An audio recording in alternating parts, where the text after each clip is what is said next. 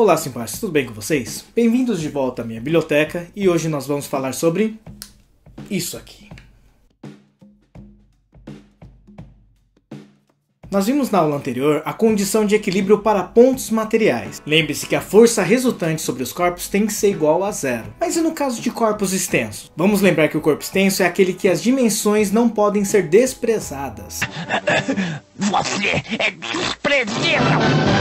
Mas isso não é uma relação absoluta. Lembre-se que um corpo pode ser um ponto material ou um corpo extenso dependendo do referencial adotado. A diferença aqui é que quando a gente trabalha um corpo extenso, além de a gente ficar atento se a força resultante vai ser zero, nós também devemos tomar cuidado para a possibilidade de ele girar.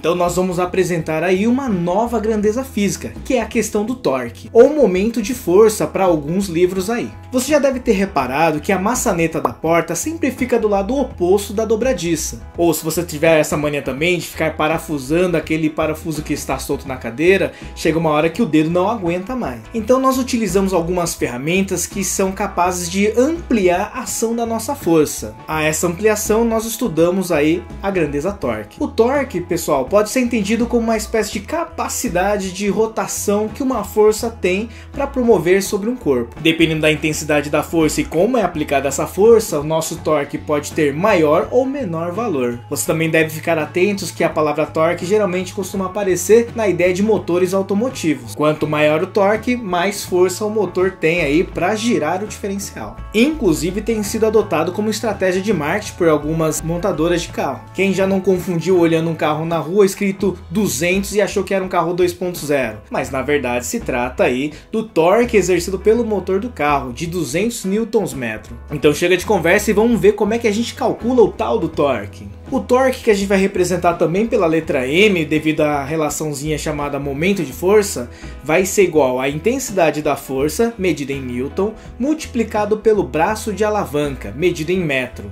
Note que a unidade resultante de torque é Newton-metro mesmo, não tem unidade específica para ele. Mas o que seria esse braço de alavanca? Se a gente olhar bem, por exemplo, o caso do alicate, vai ser exatamente o comprimento do ponto onde é aplicada a força até o ponto de rotação, que a gente pode chamar também de polo. Dependendo do comprimento desse braço de alavanca, nós temos um poder maior ou menor. Por isso que aquela chave utilizada para afrouxar as porcas, que vem aí no conjunto do step do carro, possui aquele comprimento tão avantajado. Isso serve para ampliação da nossa força, para a gente conseguir girar aquele parafuso que fica muito bem preso. Ainda bem. Como o nosso torque ele pode apresentar dois sentidos, isto é, quando você está de frente olhando o movimento girando, ele pode apresentar sentido horário ou anti-horário, nós devemos definir também um sinal para cada um dos sentidos. Por convenção, utilizamos o sentido anti-horário como sinal positivo para o torque, e o sentido horário, o torque vai ser negativo. Então você vai precisar lembrar bem aí qual que é o sentido de movimento dos ponteiros de um relógio. Quando nós temos aí um sistema de várias forças tentando girar o corpo,